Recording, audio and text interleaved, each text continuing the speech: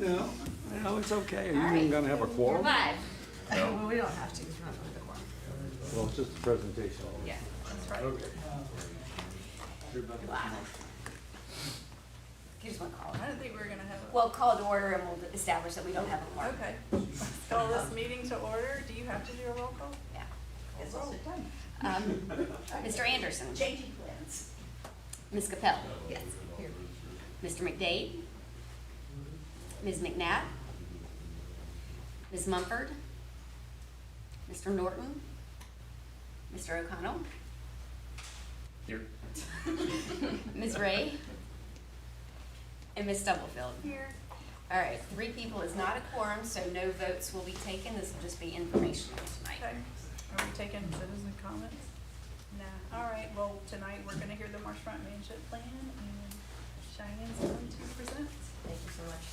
I'm not Dr. Elko, she could be here tonight, but everyone, thank you so much for your time.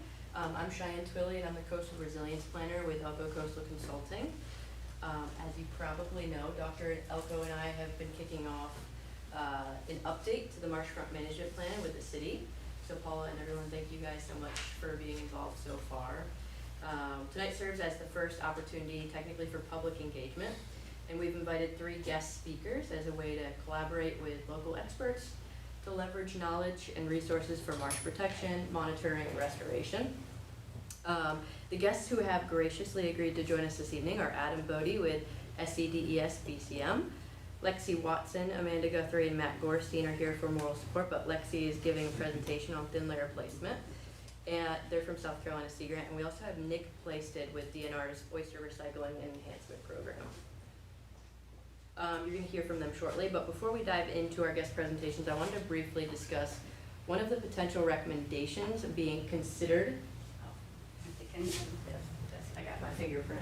It's encrypted here. I don't know if it's 30 seconds, but, okay. So in light of a little bit of pushback from council for the seawall setback, Dr. Elko and I wanted to start this conversation a little bit early. So right now, bulkheads are currently permitted within the 15-foot critical line setback. We're considering recommending aligning a bulkhead setback with the 15-foot critical line setback. So making a bulkhead setback to align with that 15-foot critical line setback. Like I said, bulkheads are going to recommend that they're restricted within that 15-foot critical line setback. And so in doing so, also refining allowable uses within that setback to include eco-friendly erosion control and other green infrastructure. So for example, as you see here, you see what we're calling, it's Envirolock stabilization. So Envirolock is a brand name, so we're not necessarily endorsing that brand, but as of right now, that's what it's most locally known as. It's a type of erosion control that uses soil-filled and plantable fabric bags to build a natural-looking, like, reinforced slope. So they kind of look like sandbags filled with soil, and they're able to vegetate. They can be planted with native vegetation. Like I said, it grows through and around them to strengthen the structure over time. So it's a green alternative to hard structures like bulkheads, really. There are several sites in Kiowa that have successfully used this method, and we're happy to set up a field trip or invite Lee Bundrick with the Kiowa Conservancy to chat with y'all about those successful demonstration sites so far. And if interested, we would love the opportunity to host a public, like, open house style workshop. I was discussing it with Jenna in the coming month to create more opportunities for outreach and education and public input. But with that being said, I'm going to invite Lexi up here to dive into potential opportunity for marsh restoration. Hi, I'm Lexi Watson. I am a graduate assistant with South Carolina Sea Grant in their Coastal Research Program, and I'm getting my master's degree at the College of Charleston in their Environmental and Sustainable Studies program. So the project I work on at Sea Grant is this idea of thin layer placement and its feasibility of actually happening in South Carolina, because to date there's currently no projects or pilot experimental work that has been done with this concept. So there are 2 definitions that we often talk about with thin layer placement.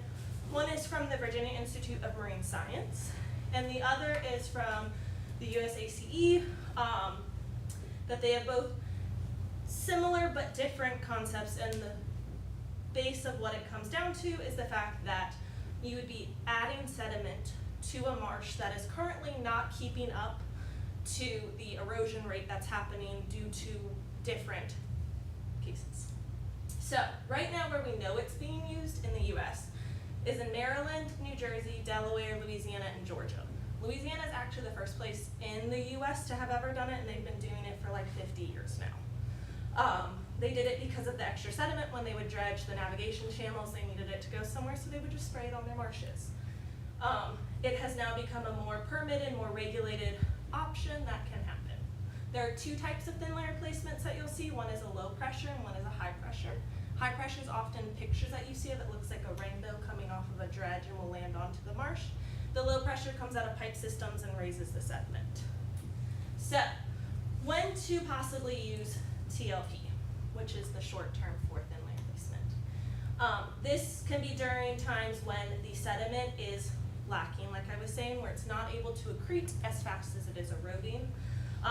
Another area is when you see an elevation has been lost. This can be due to die off of plants. This can be due to too much water in these areas, and could just be due to a collapse of the marsh for various reasons.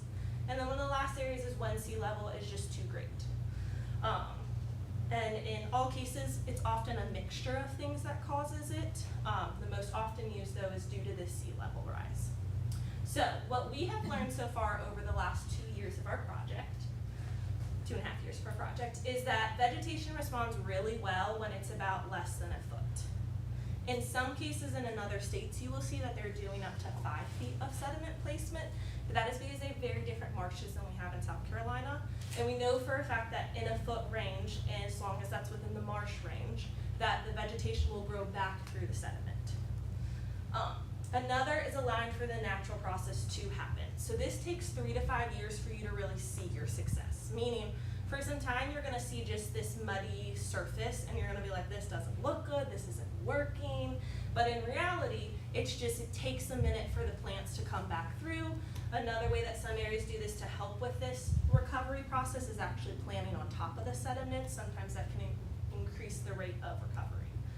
Another time that you see is majority of these projects are happened in wetlands, meaning there's some open water in these areas. And so understanding that you may have to contain the area, or you might lose some sediment just to the system adjusting to this new amount of sediment. Often the sediment that you're using is actually coming from your system, so it's already been lost, put into channels, need to be dredged because of navigation, and then you would reuse that to keep it in instead of going to areas like upland disposal sites or on the edges of your waterway. An area that we have learned a lot about is this permitting process. Currently in South Carolina, there's not a perfect, pretty path, simply because it hasn't been permitted yet. And so being able to talk with agencies early, show the need for why you need to do this, is gonna be the most successful outcome, especially for the first few projects that go through this process.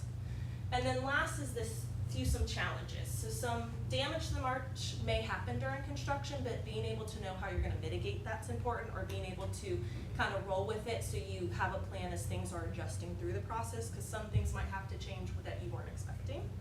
And then small volumes are relatively higher costs, which is what we're seeing in some cases, meaning you don't need as much volume as what's being dredged.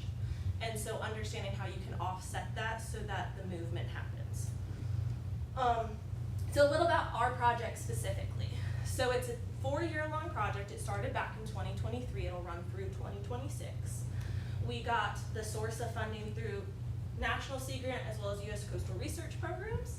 And it's a $500,000. So the project overview is we are taking 4 different areas of topics that are going to go into creating this model-assisted decision support tool for the general public and regulatory areas to be able to see where in the marsh you could need to do a project and how that could look.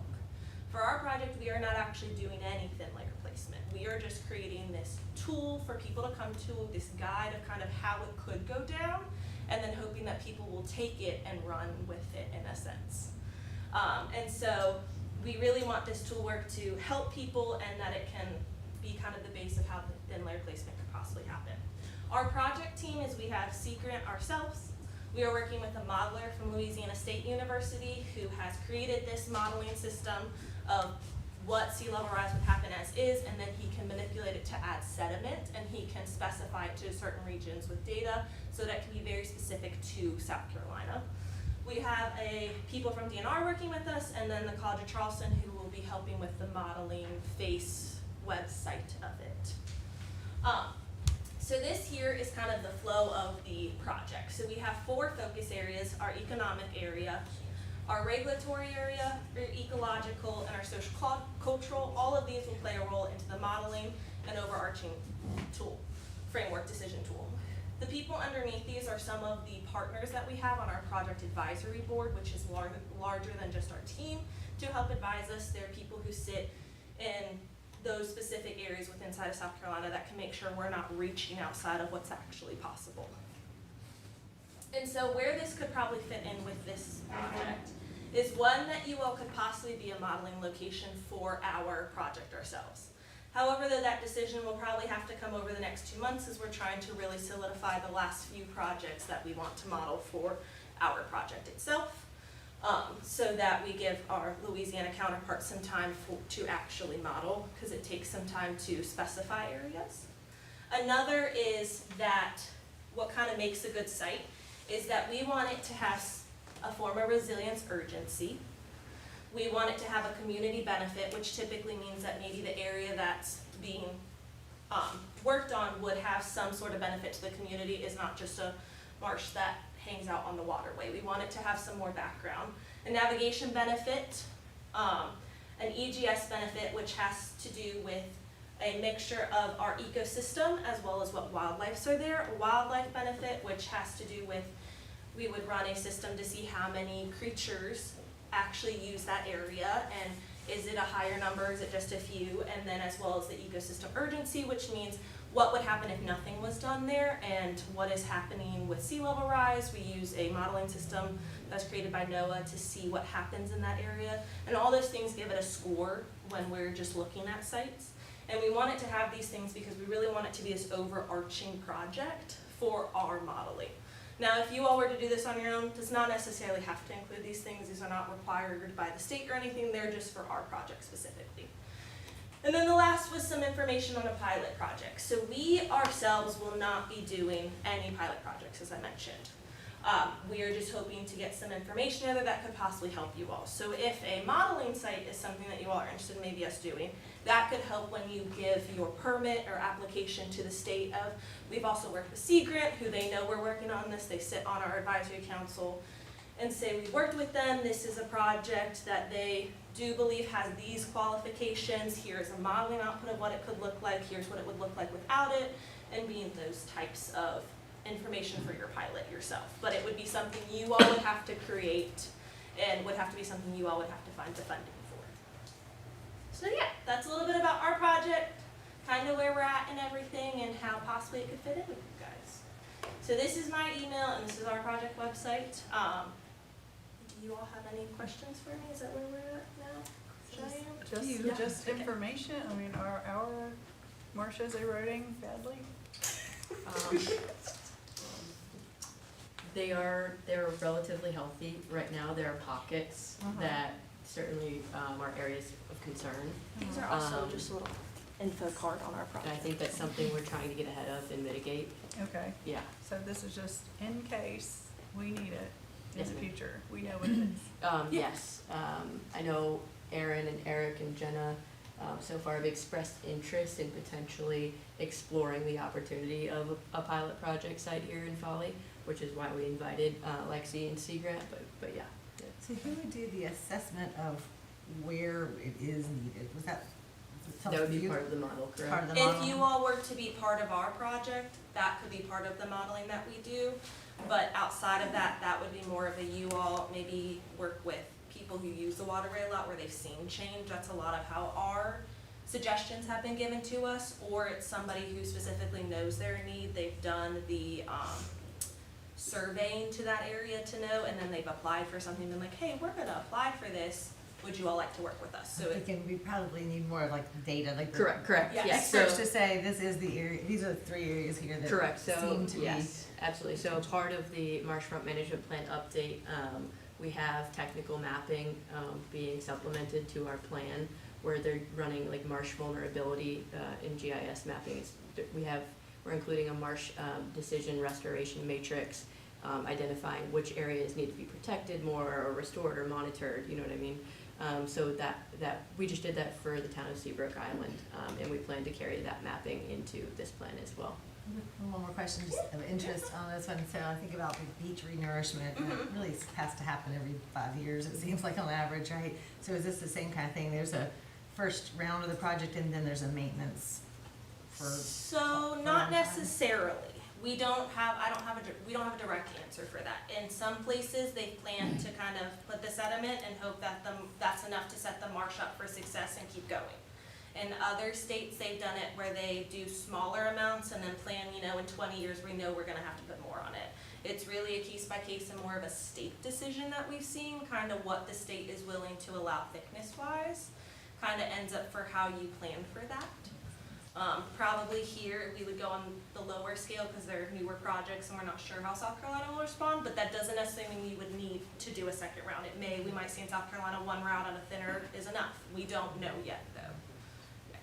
Yeah, I mean, to piggyback off of what Lexi said, I think that this is, as a whole, such a fresh concept, and there is no precedent in South Carolina.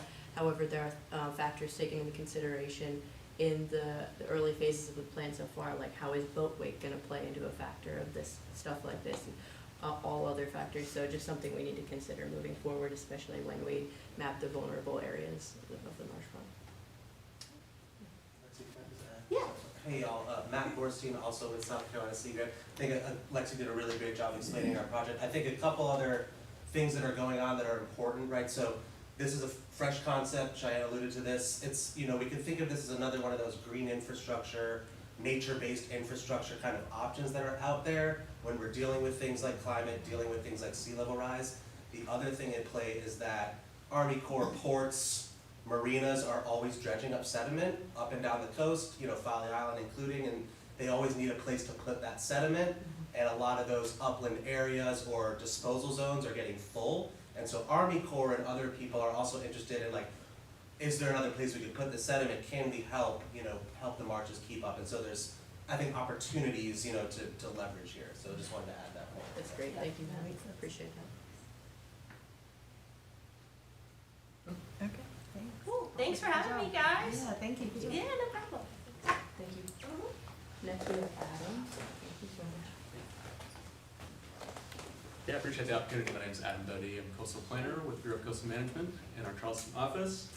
So not quite as exciting as thin layer replacement, but Cheyenne did invite me and asked me to give kind of just a quick crash course on Bureau of Coastal Management, where our authorities lie, how we're involved in critical area permitting and critical area lines, which I'll talk about at the end. So I'm not sure how familiar you are with Bureau of Coastal Management.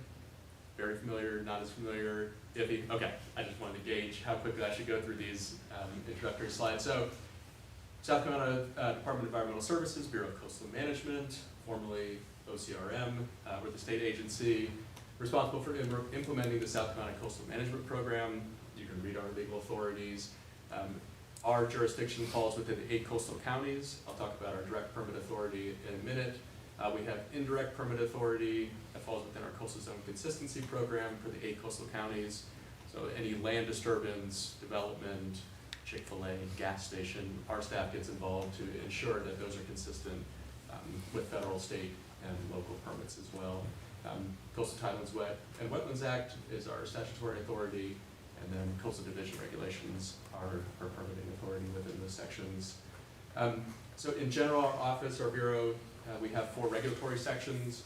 So critical area permitting, which I'll talk about in a minute, beachfront management, federal and state consistency, which I just talked about, and then compliance and enforcement. And then I sit within our coastal services section, so we provide support services to those sections.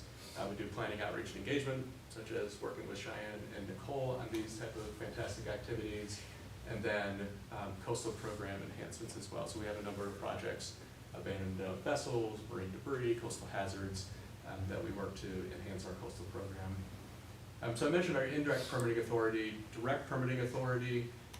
We have direct permitting authority over activities that fall within 4 critical areas.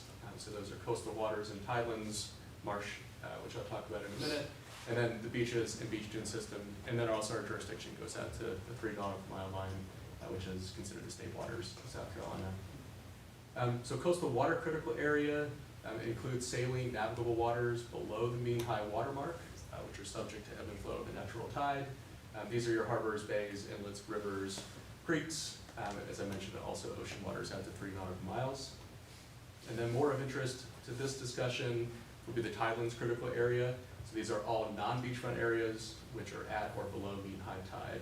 So these include coastal wetlands, marshes, mudflats, and other areas that are periodically inundated and are contiguous or adjacent to coastal waters. You can tell that comes directly from regulations, nice and dry and very specific. So I'll start at our critical area boundary. So this is the inland boundary of our direct permitting authority of the salt marsh and coastal waters, and it generally follows US Highway 17 from Georgia to North Carolina with some minor deviations which are described in regulation. So a number of activities that our staff within critical area permitting review. So these are docks and bulkheads, revetments, marinas and mooring fields. I won't go down the full list, but overall there's 17 different activities that our Bureau is responsible for reviewing and permitting. And then a number of different service request types.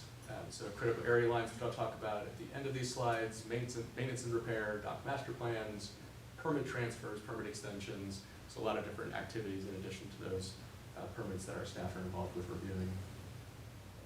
So specific to the critical area line, so the boundary is that inland extent, but then at the parcel level, we set what are called critical area lines. So within that inland boundary, we are the permitting authority for delineating at the parcel scale that boundary between the salt marsh and the upland, which we call the critical area line. And these are delineated by a number of different factors. So the example here is marshfront area. You can see generally that red line follows where there is a change from marsh vegetation to upland vegetation. So we're looking for things like different vegetation types. So there's some keystone species that we're looking for. We're also looking for animals and critters. So where the fiddler crabs, we're observing watermarks and erosional escarpments as well. And we're the sole authority that's responsible for certifying those critical area lines. And I'll talk at the end more about the process and the fees and how folks can apply for a critical area line. So when do we require a certified critical area line? So private docks exceeding 900 feet. I actually learned that anything less than 900 feet, we actually don't need to be involved with. Private erosion control structures such as bulkheads and revetments, boat ramps, public infrastructure, mainly DOT roadway projects, and then port projects such as the port expansion up in North Charleston area. And then our sister bureau, the Bureau of Water, gets involved with stormwater and septic as well. So stormwater permits on properties that are adjacent to the marsh, and then septic permits on those properties as well. And then you all have local requirements that may require a certified critical area line. So I put an asterisk there because we always encourage folks to consult with their local municipality for when those need to be involved. So these include erosion control structures, but also buffers and setbacks, various different planning ordinances that are involved, subdivisions, and then in some cases, real estate transactions as well. And the keynote there is that the certified critical area lines are valid for 5 years. And so that's something that we like to educate citizens on is these are good for 5 years unless there's a significant storm event or some other highly erosional event. What happens in 5 years then? Like, so you gotta go through the process again? Is that? Yeah, is because this we're just going out. Redrawn or? Yeah, it needs to be redrawn. And can I answer that from my side? So when somebody sends us an application for something and they have that permit, I mean, they have their certification from 4 years ago, whatever, that's fine. Sometimes they try to send one in that's 7 years old, and we just send them back and say we need that certified again. So the application process, so e-permitting, so before you have to come physically to our office, meet with our staff, hand over your drawings. So now we have e-permitting, kind of a central location where not only citizens can go, but others that are involved, such as surveyors, dock construction, marine construction folks can go and view sort of the current status of the various different projects. So you can submit a permit application here. and then you can also apply for a critical area line within this webpage. You can also go, there's a map component of this webpage where you can go and you can zoom down to the city of Folly Beach, and you can click on various different projects and see who's applied for that permit. You can provide public comment on those permits, and then also you can view sort of what the activities associated with that and the time frame, whether it's in progress or whether it's been completed. And I did want to run down a couple of notes that Cheyenne asked about, because I think my last slide is just resources that I wanted to highlight that may be useful for you all. So with respect to fees associated with permits, so minor activities such as private docks, erosion control structures, and small scale or private living shorelines are $250 to apply for a permit. Private docks with walkways that are 100 feet are $150. Amendments to existing permits are $150. And then major activities, including commercial living shorelines, are $1,000. And the critical area line is free. So I don't think these fees have changed in 20 some odd years. Now, I say the critical area line is free. It's free on our end. The cost to the private citizen is often incurred by the surveyor that has to go then out and survey those lines. So a little bit about that process for obtaining a certified critical area line. So if somebody wanted to apply for a critical area line, the first stop is to check to see if one is available for the property within 5 years. The next step, if it's not, our staff would go out in the field. They would be looking for those markers that I mentioned, changes in vegetation, and they flag lines. So once those lines are flagged, and it takes anywhere, we're talking about the difference between James Island County Park or a small parcel. So it's 1 to 4 weeks once that critical area line request has been submitted, our staff are able to get out. We have free staff for the entire state and around 8,000 miles of estuarine shoreline. But 1 to 4 weeks is when we would have that line flagged. Often run into issues when the surveyor comes out, they certify that, or they are setting in that line and creating the GIS file, noting where that location is. We then certify it. So as long as that all goes smoothly, it can be a quick process. But again, it just really depends on the scale of that effort. And then I also wanted to mention, so there's been interest and talk in the past about developing a statewide database so that you can visualize where critical area lines have been created. Somebody can click on a map and see when was the last time that it was certified. We would like to move forward with an effort like that. We're actually applying to some NOAA funds during our next 5-year strategy to develop something like that. So any new critical area line requests that are coming in now, we're essentially saving that spatial data and beginning to create a database. But again, as I mentioned, 8,000 miles of estuarine shoreline. And we've thought about using aerial imagery to create that, but essentially it takes about 3 years to process that data, and it's flown every 2 to 3 years. So that by the time you are done working that whole shoreline, you're essentially done. You're back at the beginning of that 5-year process. And Cheyenne, I'm not sure if there's anything else that you wanted me to touch on it. If not, and I'm happy to take questions. Just want to leave you with a couple of resources that we've recently published. So we have a Tidelands and Coastal Waters video. It's a short YouTube video. We encourage, I think the City of Folly Beach has it on their webpage, but we encourage citizens to go. We realize there's always an influx or a change in citizens attending the area, and it really does a nice job of not only talking through some of the things that I've described, but just the importance of Tidelands and Coastal Waters. We also have a new project manager finder. So one question I've struggled with this, trying to interact with the state agency, is who do I call? Who do I need to reach out to? And then you often get routed all over the place trying to find the correct person. So this tool, you can zoom down, you can type in your address, you can zoom down to the map, and then depending on what type of service request you're interested in or question you have, if you want to report a compliance and enforcement issue with the dock, you can find the appropriate person to reach out to. And then we recently published a story map, which is an interactive web page for our coastal program, and it kind of goes through the history and all the different various work groups that we've been involved with, and it does a nice job of sort of explaining our history. And then I'm always happy to come back out and present on materials or loop in other staff that may have more expertise. Thank you so much. Do y'all have any questions for Adam? I was wondering, just so y'all do like go physically put flags out like y'all do on the beach side in the Yep. marsh? Yeah. So we have 3 staff that How long like did to we spend stay? plenty of time outside. But then you thinking- GIS it from there, so you have a Yeah, so then we work database with a around surveyor it. that comes in and they're actually citing and developing a CAD drawing. We get it, we certify that that's matches with our flags, and then that's what's put on the plat for that parcel. I have a question. Do you ever, are the surveyors with BCM or are they third-party surveyors? They're third-party Okay, surveyors. gotcha. Yeah. Can I ask a question? Yeah, go ahead. If you have a coastal area that has property that wants to put a dock on it or whatever, but that particular property is part of an HOA or something like that, do you have to interface with the HOA per se, or with the property owner individually? We interface mainly with the property owner. And it depends on if that gets more into community docks, if those are involved, that's a slightly different process. You know, I think one thing we always encourage is just to reach out to our staff early. We're always happy to set up pre-application meetings, kind of talk through what may be involved, just so there's no surprises in the process. But we don't, I don't think we directly interface with the HOAs, it's the property Or owner. there'll be players in the process. Sure. Yeah. As y'all were doing, I think. Awesome, thank you. Thank you. Appreciate it. Thank you. Switch over to Nick's presentation.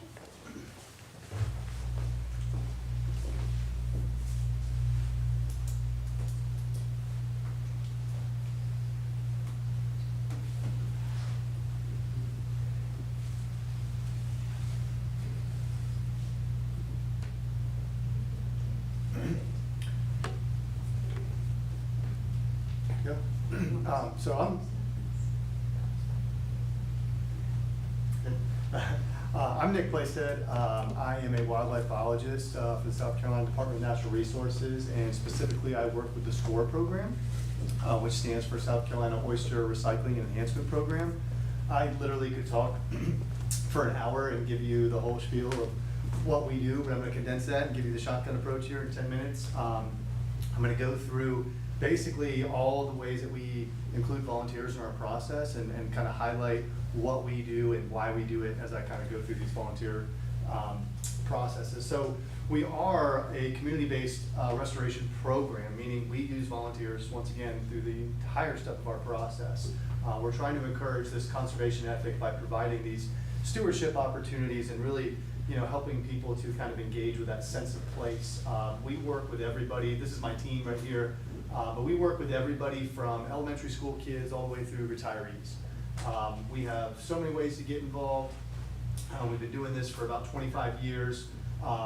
We have worked with over 550 different groups. That's everybody from schools to corporations to nonprofits to, you know, government agencies. I mean, you name it, we work with them. So to kind of start going through this just quickly, since we don't have a whole lot of time here, I'm going to kind of start from the beginning. So we're in the business of building these living shorelines, and to build these living shorelines, we like to have oyster beds in the front with spartina grass growing behind that. So when it comes to oysters, we've got to get that shell. So this is really the beginning of our process. We've got to gather up our shell, and we have 3 big ways that we get shell, and that's number 1 from restaurants. So you can see right here we have a crew that goes around. They service restaurants all over the state. We have a lot here in Charleston and all over the coast, but we have more of an upstate presence now as we've grown. But long story short, we go to these restaurants, we pick up that shell. We also get shell from big oyster roasts, like the big Boone Hall oyster roast. We also get shell from public drop-off bins. I can talk way more about all of those, but I'm just trying to be brief here. So we get all that shell and we take it to the port in North Charleston. We have a spot up there at the Veterans Terminal. We put all that shell in a big pile that you see there. We let it sit out there and we let it quarantine for about 6 months. I can give you a lot of reasons why, but long story short, we want it to just be nice, clean shell when we work with it, and there's nothing else on it. No pathogens, no viruses, no bacteria, no organic matter. That's where we'll actually take the shell, we'll spread it out. We have volunteers come through and pick trash out. We find a lot of typical trash you would see at an oyster roast, things like ramekins, oyster knives, beer bottles, beer cans, things of that nature. Lots of saltine wrappers, those are kind of the bane of our existence.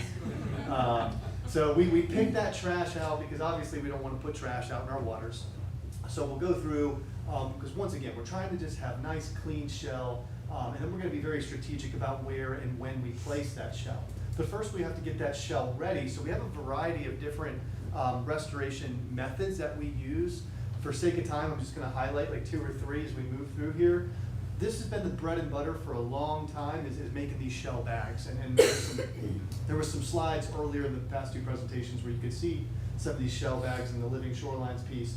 But basically taking these oyster shells, putting them in a bag, about the size of like a sack of onions or so, and we're going out there and we're building a reef with those bags. So we'll bring volunteers onto our campus at Fort Johnson over here in James Island. And we can go mobile with this, but that is home base for us over at James Island. We'll have volunteers surround our shell pile there and get those into bags. We also are building these MWRs. This is kind of the way of the future. We've done a lot more of this, and you're gonna see more pictures of this as I move forward. Basically building these wire cages. So MWR stands for Manufactured Wire Reef.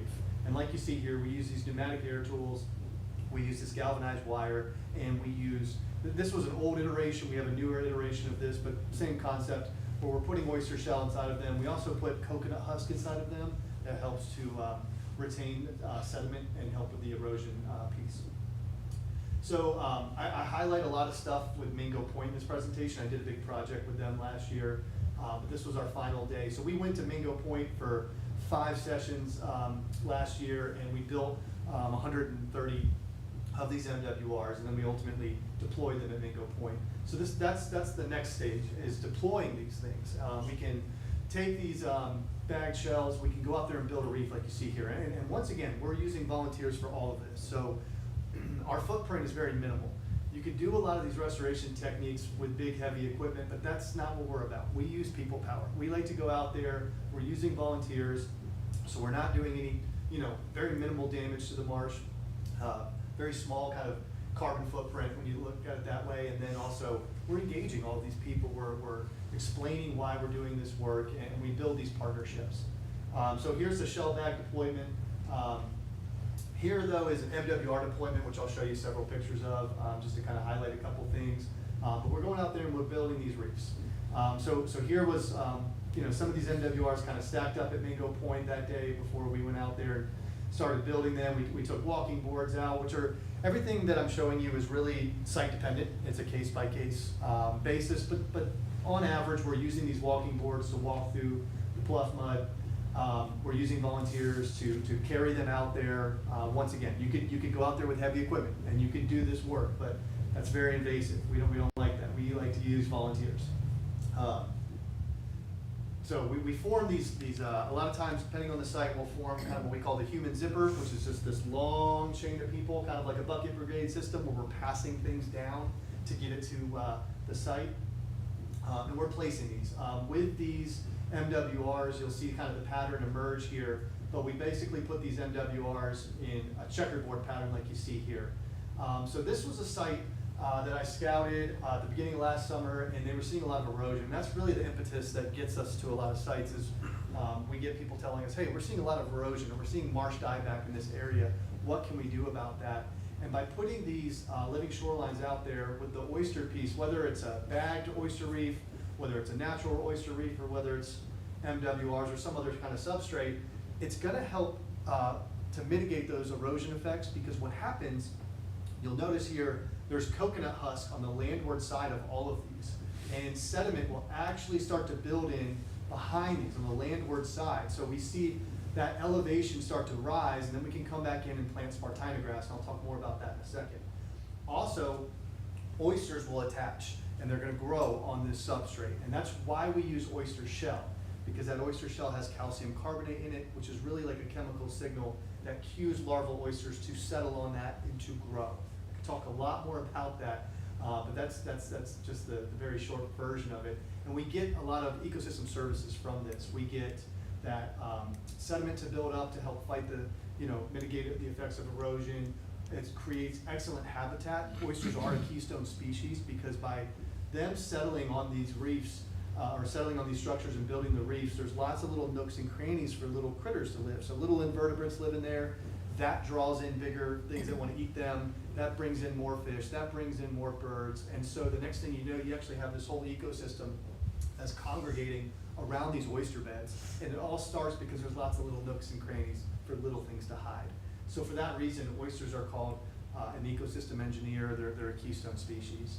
And just one last little kind of ecosystem service, those oysters can filter water.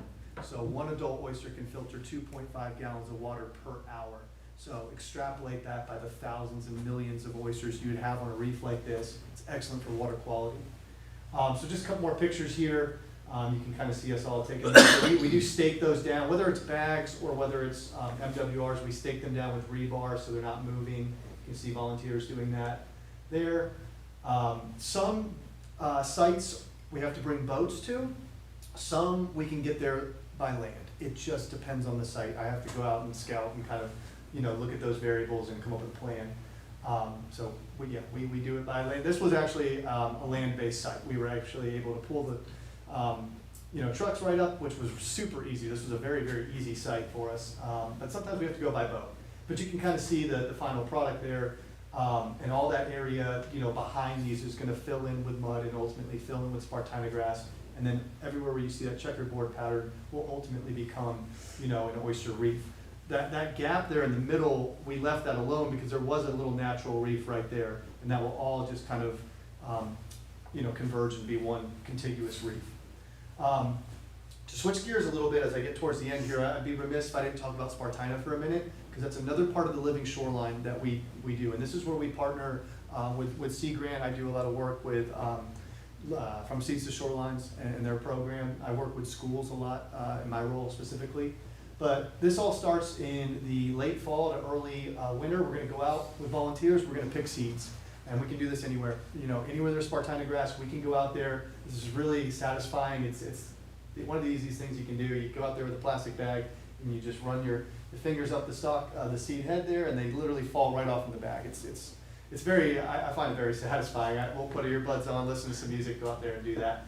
So we collect those seeds, we store them over winter, and then after winter break, we start bringing those out and we're storing them in water. And then what we're going to do is we're going to get an early jump start on germination. So we're going to use greenhouses. We get those seeds to germinate, and then we're going to pot them into these starter pots. And we do 5 per pot. I do a lot of this with schools personally, but we do this with all kinds of groups. We had Charleston Waterkeeper come out on Saturday. We had, I think, 60 volunteers, and we planted thousands of plants on Saturday. So we get them in these starter pots. We put them in our greenhouse to grow, and then once we reach late spring, early summer, then we're going to transplant them and get them out into the marsh. This picture here on the left is actually our Maryville site over in West Ashley. I could talk all day about that project. Really cool project. We've actually hand excavated some tidal creeks there. That's a whole talk in and of itself. But yeah, you can see volunteers out there planting this marsh grass. This is that tidal creek excavation I was talking about. So we actually, once again, this is a prime example of you could go out there, certainly with an excavator, and you could dig this tidal creek. But that's going to be very expensive. That's going to, burn a lot of fossil fuels. That's going to be pretty damaging and invasive. But we go out there with people and trash cans, and we literally hand excavate it. We put the manual labor in. We use people power, and we do it that way. So that was an area, just real quick, that they had seen significant marsh dieback. And basically, by us hand excavating that channel, we're bringing water into that area. And then we went in, planted Spartina grass, and now that area, I don't have pictures on that to show you recently, but it's the amount of Spartina grass that's growing there now is exponential to what it looked like a couple years ago. So really cool project. I'm not the lead on that project, but it's been really cool. I do a lot of work with education. Like I said, I'll take oyster bags that have been out in the reef, for at least a few years, and I'll take them into schools. We'll break them open and see what kind of little critters are living in there. Like I mentioned, all those little invertebrates, little worms, little crabs, shrimp, copepods, things that are living in there. We'll also go out there and we'll sample these reefs at high tide to see what kind of fish are coming to our reefs, right? So we'll go out there with these nets, we'll do some sampling techniques, and just to try to get a gauge on, and like I mentioned, we know they're bringing in fish, we know they're bringing in birds, and we just want to kind of quantify that scientifically, so we'll do these days. And that's another option for volunteers. Like I said, we use volunteers the entire step of the process. Pretty much everything that we do has a volunteer component to it. So this is my last slide. I love this picture because it's a really good example to kind of show, you can see this strip along Fort Johnson, so the Charleston Harbor would be on the right here, you know, if the right would be downtown. This would be basically looking from my office down towards like May Forest. That whole area had become a mudflat. Now, there are species that live on a mudflat, but you don't get the same biodiversity on a mudflat that you do with a living shoreline. When you have that healthy oyster reef, you have that healthy Spartina grass. So over the last 20 years or so, we've been taking volunteer groups out there and we've been building these oyster reefs, we've been planting Spartina grass, and now it's just completely different. You don't see erosion. In fact, you see the opposite. You see the accretion of sediment. You're seeing tons of organisms. I actually did a grad school project and I went out there.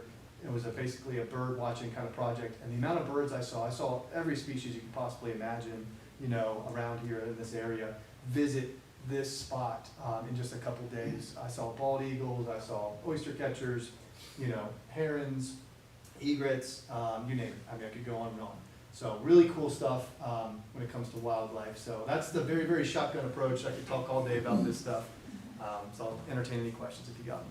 That last picture is powerful. Yeah, for In sure. 10 years, and I'm sure it looked amazing in 5 years. Yeah, and I have another picture too, not of that site, but it's an aerial image of, I can't remember where, doesn't matter.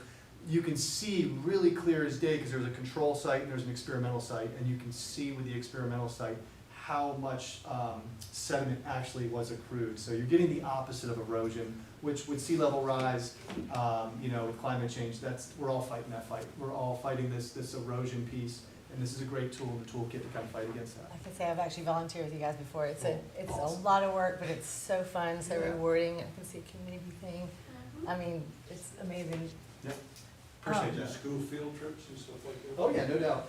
I do a lot. So I actually was a teacher for 12 years before I got in with DNR, so that's my role big time. I work with schools pretty much year round. Yeah. Nick, I have one more question too. People ask this all the time. I mean, talk about it. So from a DNR perspective, do you want the average Joe Blow to throw their used oyster shells, No, right? ma'am, no. We can't publicize that. I think everybody, Yeah. locals are like, just throw them back in the creek. You know, I assume we don't want that. Yeah, I got a nice email from a citizen basically just blasting us for a bunch of stuff, and I had to kind of educate her on why that's not a good strategy. So I wrote her this long email, but in short, I'll give you a couple reasons why. Number one, if you do that, the chance of success of that, you know, starting a reef is very minimal because you're throwing them out there and they're probably just going to get sedimented over right away. We are strategic about where, when, and how we place these, right? So also time of year. We want to we do our stuff during the summer months because that's when oysters are spawning. Oysters are broadcast spawners and they're going to spawn when the water hits 68 degrees Fahrenheit, which is around the end of March. So we do our work from out in the marsh at least, from March to August, because that's peak season for those larval oysters to set. So we're trying to give them that best first start as possible. We also want that shell to be quarantined.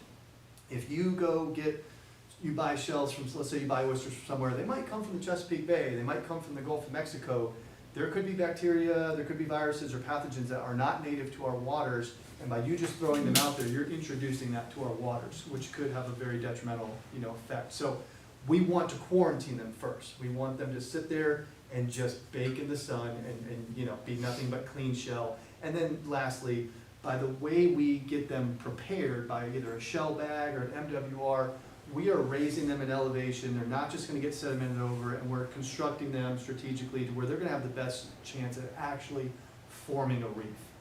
So going out there and just throwing your shells, it's better than the landfill, but it's not the best strategy.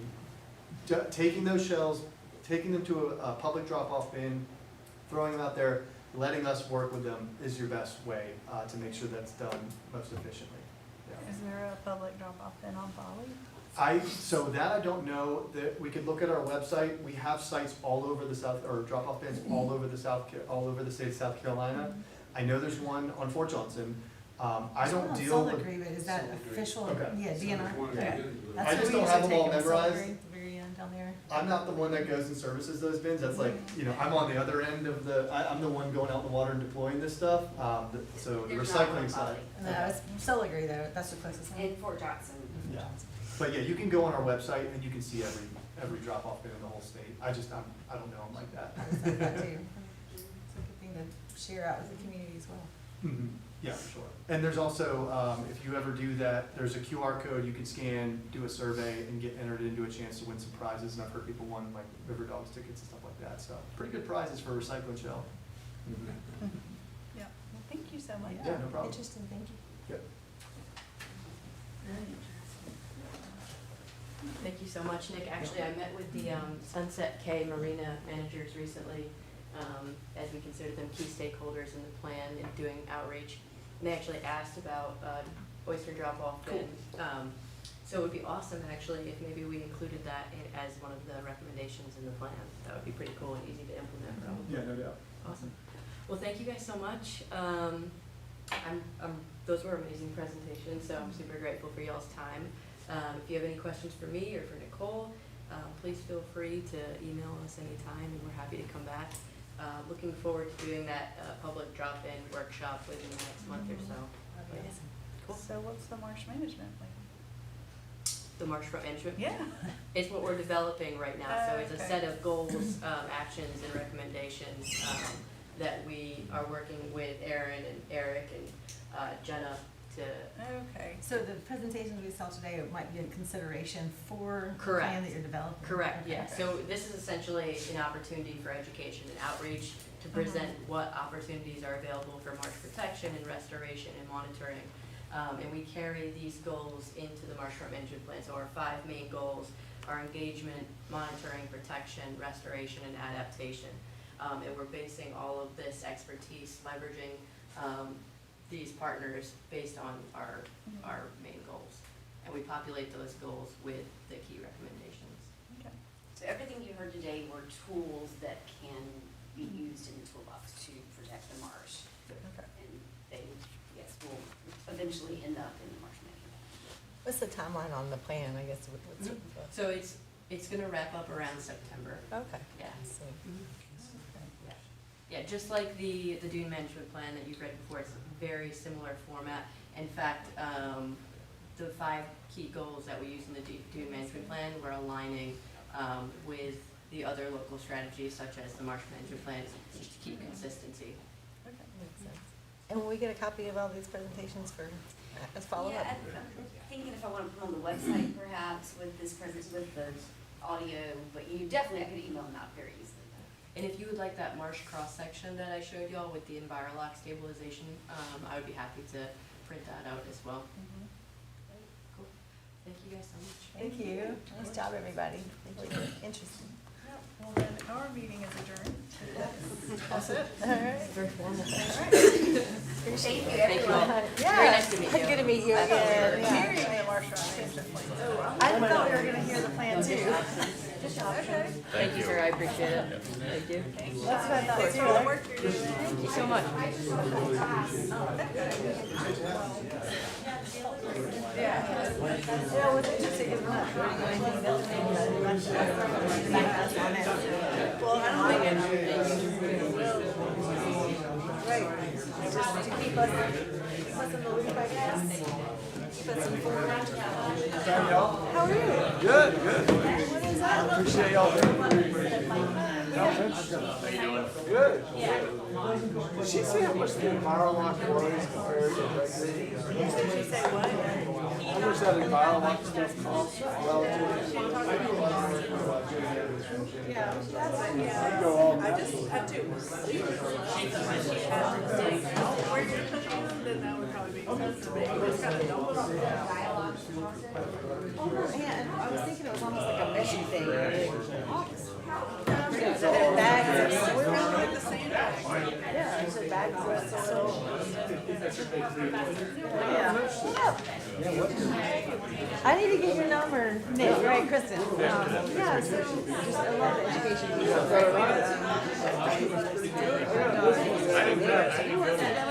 So arts focused, Charleston School of Arts, they're very, like, they're from majors, like elementary, middle school or high school.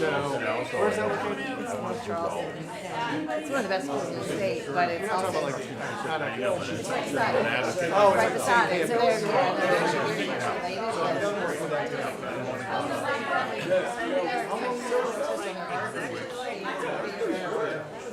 Arts or whatever. They have different places. Yeah, so we 2 days a week, 1 week, and then 3 days a next, and then 2 days a week. So her teacher, our daughter's in 6th grade, her teacher is really interested in hands-on stuff, so we will help make it really interesting. It's only like 1/4 less, but and I have several things for me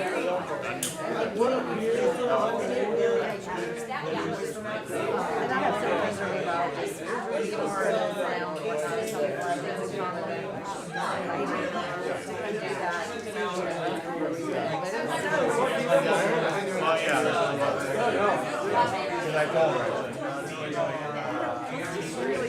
whether it's adults, and I'm gonna do this all here too, since we do public inventories mostly because. So what are you gonna do if I don't?